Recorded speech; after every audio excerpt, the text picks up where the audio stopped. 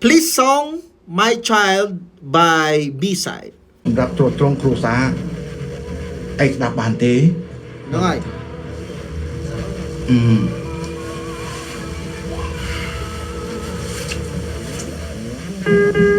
Let's go